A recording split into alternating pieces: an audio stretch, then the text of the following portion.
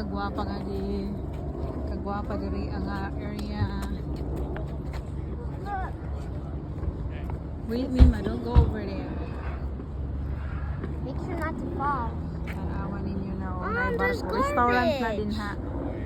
There's garbage over there. Yeah, I know. Yep. Why they Barko na siya tapos restaurant na sa loob. Hindi na yan siya ginagamit na barko. Ganda-ganda guys, 'di ba? Mag-meet kami ngayon ni Mandaya in Canada. Oh, dito kami kakain ngayon. Diyan na restaurant. Ayan. Sa Parker Lighthouse. Diyan natin si Mandaya in Canada i-treat sa Parker Lighthouse.